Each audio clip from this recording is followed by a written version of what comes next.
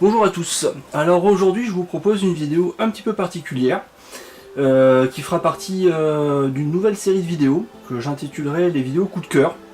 Donc des coups de cœur personnels sur du matériel ou des marques qui sont relativement peu connues en France, voire peu connues du tout dans l'absolu, que ce soit dans le monde de la FI ou dans le monde du home cinéma.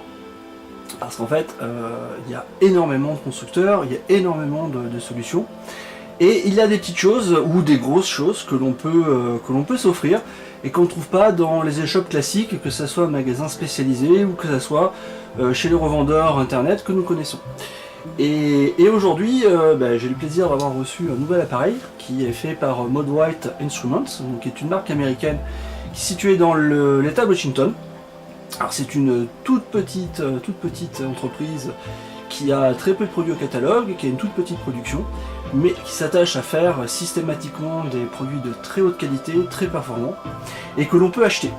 Alors il s'agit, pour continuer dans ma petite lancée, ma petite frénésie des casques, d'un amplificateur casque assez particulier, car il s'agit d'un amplificateur à tube, avec une alimentation classique à transistor, donc fabriqué par Modwhite, et qui a été élaboré en partenariat avec une autre entreprise qui a conçu un amplificateur casque beaucoup plus haut de gamme. Je vous montrerai c'est pas son équivalent, mais disons que c'est l'origine du projet un petit peu plus tard dans la vidéo en image.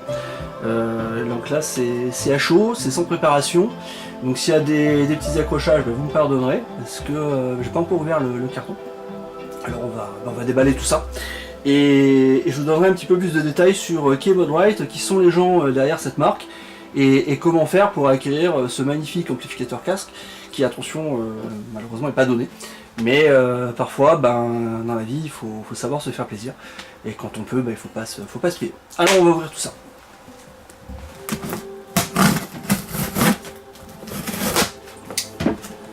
Alors je sais pas du tout comment ça va se passer parce que chez eux, en général, c'est très bien conditionné et on a souvent un carton dans le carton. Donc quelque chose de très bien protégé. Voilà, et ça n'a pas loupé. On a effectivement un suremballage qui ne sert qu'à la protection principale. Ça c'est l'emballage du produit à proprement parler. Je vais voir si je peux en sortir directement comme ça, ce qui n'est pas évident.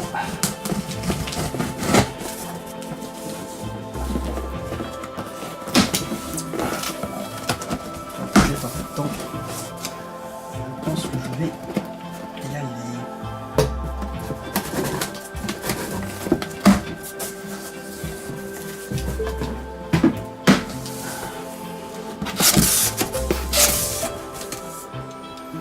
Alors, qu'avons-nous? Premier carton. Je vais tout mettre de côté. Je remettrai tout devant le champ un peu plus tard.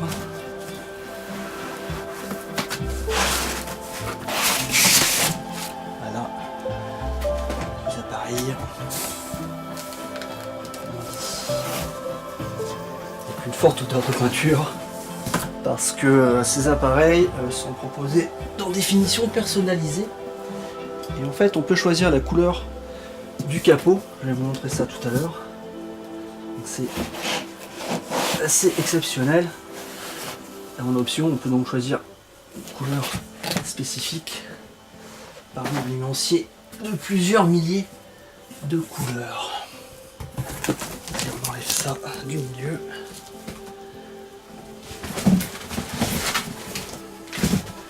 On va découvrir ensemble les appareils. Alors ça, il va s'agir de l'amplificateur casque proprement dit.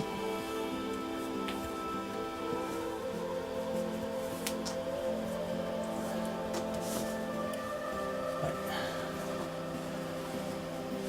C'est quelque chose de magnifique. Là, si vous avez un jour la chance de pouvoir écouter ou même de vous offrir un amplificateur casque de cette trempe, vous aurez certainement fait un très bon choix. Alors, je sais pas si on voit très bien à la caméra, c'est une finition un peu bordeaux, c'est la finition d'origine. Et comme je l'ai dit précédemment, le constructeur vous propose en option de pouvoir sélectionner n'importe quelle couleur parmi un nuancier de spécialiste de peinture automobile en définitive, hein, qui peut peindre des pièces moteurs, des jantes, enfin tout n'importe quoi, donc c'est aux États-Unis. Et on sélectionne donc chez ce fournisseur la couleur qui nous plaît, on donne l'information au constructeur, et le constructeur applique donc la peinture sur le carter de protection qui servira à protéger les tubes, et sur les caches, donc les carters qui couvrent les transformateurs des alimentations. Parce qu'il y a donc plusieurs alimentations avec cet amplificateur. Donc une alimentation principale, c'est le numéro 7, c'est le 7e qui a été construit, certainement un des premiers fait pour l'Europe. Voilà l'alimentation qui va avec. Et là, dans le carton, je vais déplacer tout ça pour que vous puissiez voir. On devrait trouver le câble de liaison. C'est le câble de liaison spécial qui est vendu en option, parce que sinon le constructeur fournit un câble un peu plus ordinaire, donc pour relier l'amplificateur à son alimentation. Le câble secteur qui est un câble américain, parce que j'imagine que Moldrite ne pouvait pas trouver de câble européen, mais ça j'en ai plein, c'est vraiment un détail.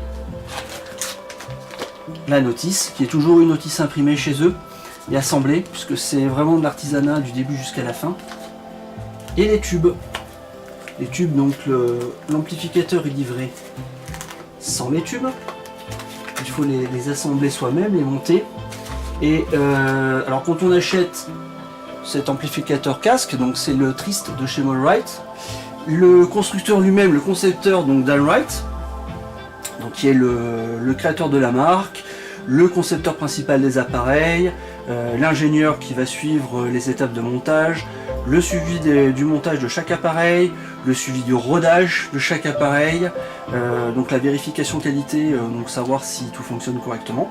Et donc il vous donne par mail les informations complémentaires, vous indiquant quel tube est appairé à quel tube, parce que pour cet amplificateur casque à tube, le constructeur s'attache donc à vérifier que les tubes sont appairés correctement, parce qu'on sait que les tubes en audio n'ont pas toujours la même valeur, et le meilleur moyen d'avoir le meilleur rendu audio possible est de s'assurer que l'appairage qui est fait entre les différents tubes est fait au plus proche des valeurs que chaque tube peut donner. Donc là, à ce niveau-là, il y a une prise en main qui est faite en amont chez le constructeur, et quand vous recevez votre appareil, le rodage est déjà fait, plus qu'à mettre les tubes en place, le brancher et l'écouter et en profiter. Alors voilà, j'ai enfiché toutes les lampes donc, qui vont permettre au Trist de fonctionner, puisqu'il s'agit d'un amplificateur à lampe. Donc nous avons 4 lampes qui sont en charge de l'amplification et 2 lampes qui sont en charge de la préamplification. Donc comme je vous l'ai dit précédemment, le problème avec les lampes, souvent, c'est d'avoir des valeurs électriques similaires, donc de les appairer. Et dans le cas du Trist fait par Moldrite, il y a une identification des 4 lampes d'amplification, puisque c'est ces lampes-là qui peuvent présenter des disparités électriques, donc qui nécessitent un appairage. Alors ça sont les lampes qui servent à la préamplification, donc le constructeur nous annonce des lampes qui sont déjà avec de très bonnes valeurs, donc qui ne nécessitent pas d'identification particulière et donc d'appairage préliminaire. Et donc pour l'amplification, le constructeur identifie les 4 lampes, donc en position milieu, donc milieu R pour droite et milieu L left donc pour gauche, et donc la même chose pour les lampes se trouvant à l'arrière. Donc les 4 lampes concernées sont celles-ci. Donc avec cet appareil là, déjà on a l'assurance de savoir qu'au niveau des lampes tout a été fait au mieux, donc en termes d'appairage et de position de lampe sur l'appareil, et c'est ainsi que l'appareil a été aussi rodé par le constructeur avant d'être expédié. Alors maintenant que tout est assemblé, je peux vous présenter l'appareil. Donc ce sera une présentation assez sommaire, parce que c'est un amplificateur casque qui est fabriqué d'une manière très traditionnelle, donc très simple. En première chose, au niveau des entrées, alors c'est assez simple, il est un petit peu lourd, hein. Notez tout de même que le colis en tout fait plus d'1 kg, parce que l'appareil, donc le Tris, donc l'amplificateur plus son alimentation, totalise à peu près 20 kg à eux seuls, sans donc les cartons. Et comme on a vu qu'il y avait pas mal de protection, double carton et autres, attendez-vous à recevoir un colis qui fait à peu près 25 kg. Alors qu'est-ce que nous avons en termes de sortie pour les casques, donc pour brancher vos différents casques? Alors tout a été pensé par rapport à des besoins qui sont relativement classiques mais bien raisonnés. Alors ça c'est la sortie symétrique, donc c'est une sortie symétrique sur 4 pins, donc en fait on a 5 connecteurs. On a 2 connecteurs pour le canal droit et 2 connecteurs pour le canal gauche, et toute la partie périphérique c'est la mise à la terre commune. C'est le genre de connexion symétrique que l'on trouve assez souvent sur les casques. Alors il y a d'autres casques haut de gamme qui proposent 2 sorties symétriques mono, donc c'est les sorties symétriques XLR que nous connaissons. Il existe des adaptateurs pour pouvoir s'adapter sur les sorties symétriques donc qu'on appelle stéréo. Donc ça, c'est pas vraiment un problème. Ces casques-là, je pense surtout à Odeuse ou encore JPS Lab, donc avec la BIS, donc le fameux casque très haut de gamme en planar magnétique. Donc une sortie stéréo sur une jack en 6,3, donc c'est une sortie stéréo classique, et une sortie IEM. Alors ça va être une sortie stéréo sur jack de plus petite taille. Alors pourquoi c'est important d'identifier cette sortie IEM? Donc c'est pour les casques intra-auriculaires qui ont des besoins en puissance et des sensibilités en général qui sont très élevés, donc des besoins en puissance qui sont plus bas qu'un casque classique. Donc il est hors de question de brancher ces petits casques sur une sortie casque donc qui a une forte amplification. Et pourquoi donc avoir un tel amplificateur casque sur un casque intra-auriculaire? C'est parce qu'il existe des casques intra-auriculaires très haut de gamme, notamment chez Final, hein, c'est une marque que nous testons régulièrement. Et chez Final, il y a des casques intra-auriculaires qui peuvent coûter jusqu'à 4000 €. Donc c'est pas incohérent d'utiliser des casques aussi performants et aussi coûteux sur un amplificateur casque de cette classe-là. Surtout que l'amplification tube sur un casque est intéressante, parce qu'elle apporte pas mal de douceur, en fait un équilibre au niveau de la restitution sonore. Et en général, c'est très intéressant parce qu'un casque intra-auriculaire a parfois tendance à être un petit peu dynamique. Alors c'est pas toujours le cas, mais dans l'absolu, si vous regardez, si vous avez la curiosité de regarder les réponses en fréquence de tous les casques, vous vous rendrez compte que la plupart des irrégularités se provoquent sur le haut du spectre, donc dans les aigus. Et quand on trouve qu'un casque ne sonne pas très bien, n'a pas une très bonne sonorité, en général c'est parce qu'on le trouve trop dynamique, trop criard, et avec une amplification tube comme celle-ci, ce genre de problème en général, on va pas l'avoir, parce que le tube donc adoucit un petit peu la dynamique. En général on a un son dit chaleureux en hi-fi, mais le terme ne correspond pas du tout au fait que les tubes dégagent de la chaleur, mais plutôt à leur manière de gérer le signal sonore. Alors, on continue notre petite inspection en tournant le mastodonte. Alors, 2 alimentations distinctes. À mon avis, il s'agit d'une alimentation dédiée aux différents tubes, donc probablement un transformateur avec une alimentation complémentaire pour les tubes en charge de l'amplification, et donc une autre alimentation pour les tubes en charge de l'étage de préamplification. Donc il y a une alimentation qui se fait après l'alimentation principale, qui est des portées que nous avons vues précédemment. Alors, au niveau des entrées, alors il n'y a pas grand chose, hein, on n'a que 2 entrées sur des RCA de bonne qualité. Je pense qu'il s'agit de WBT, une marque allemande, je suis pas sûr, mais vu l'aspect des connecteurs RCA, de toute manière, c'est déjà du très très bon matériel. Et nous avons une double paire de sorties.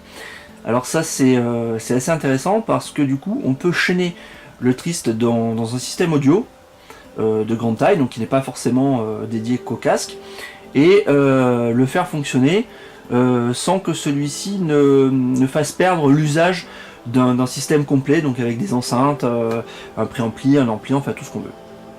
Et là, donc on a l'entrée DC Power, donc, et l'entrée d'alimentation principale de l'alimentation des portées.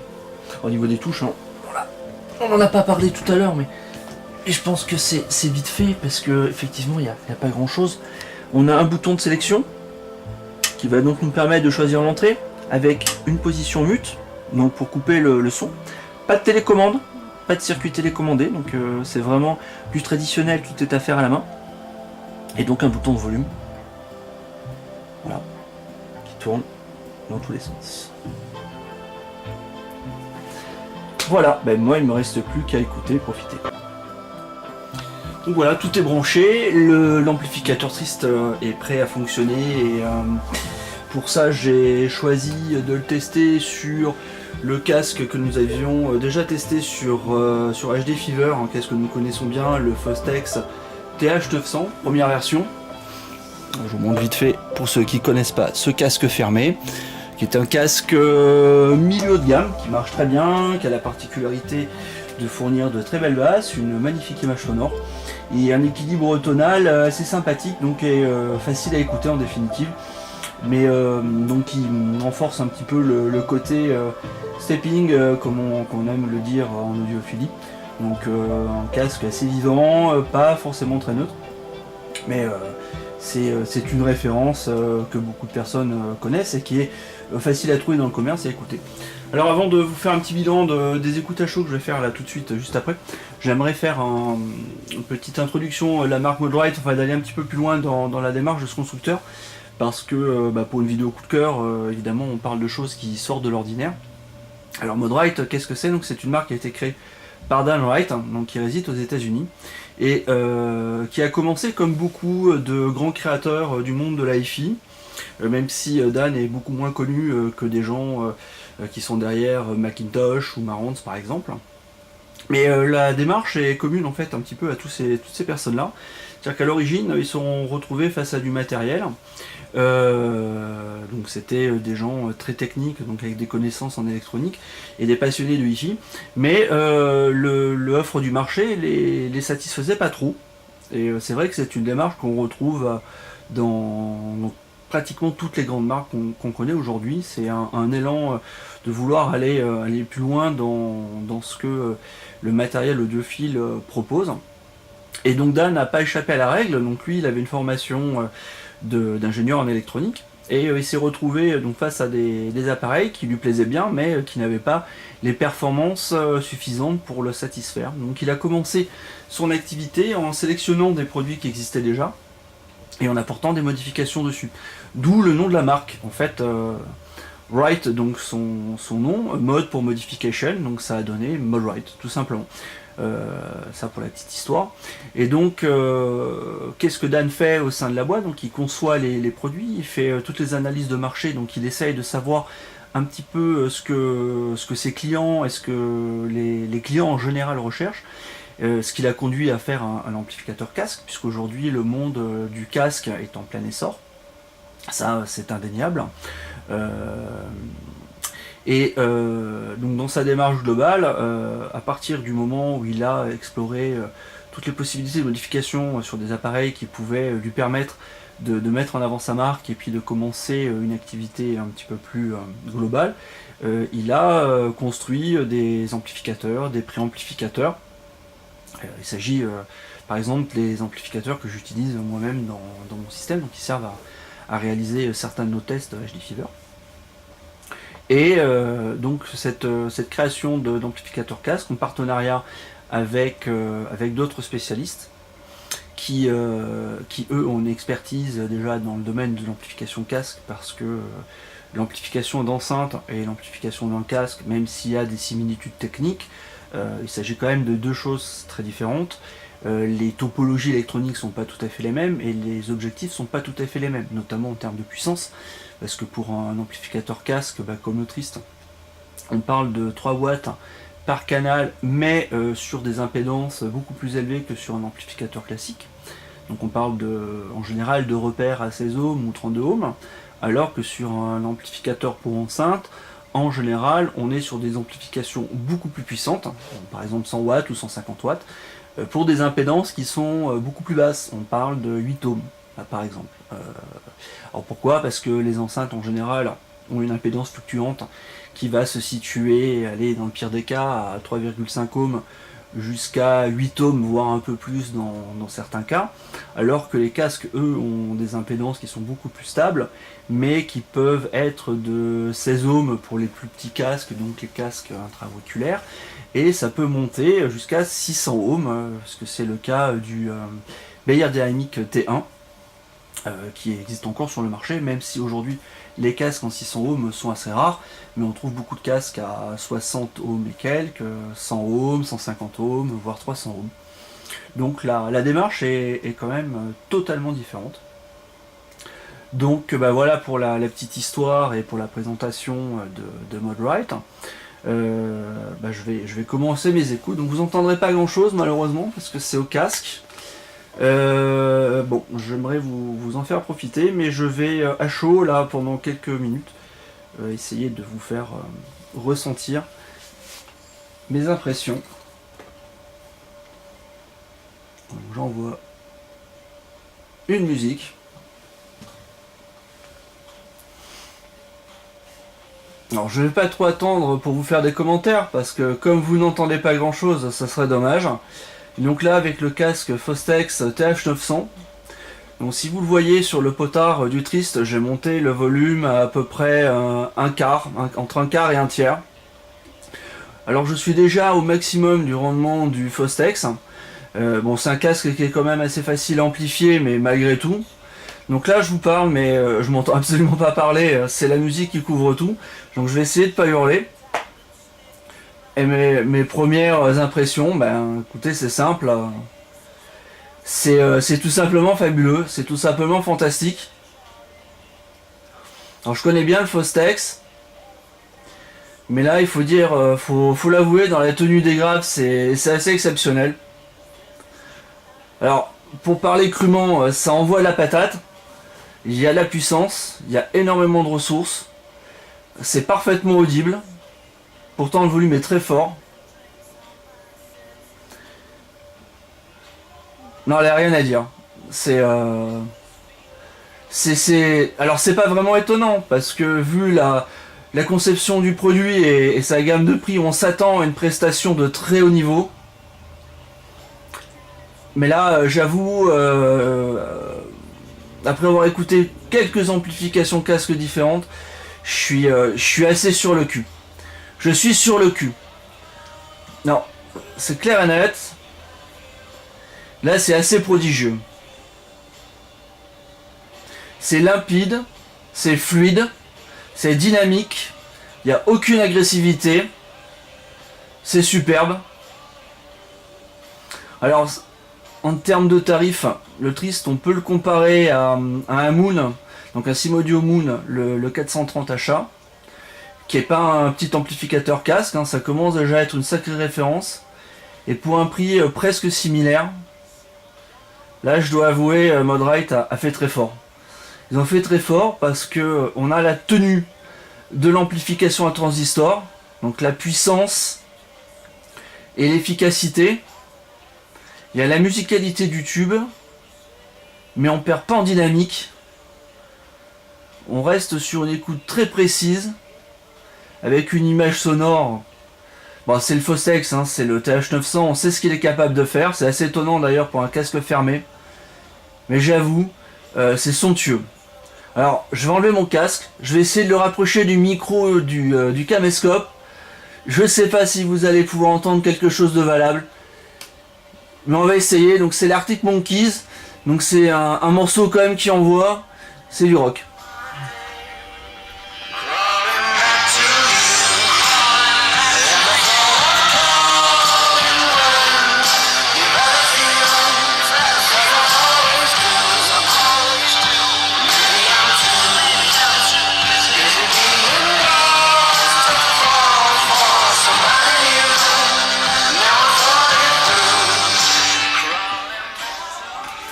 Alors voilà pour ce premier test coup de cœur.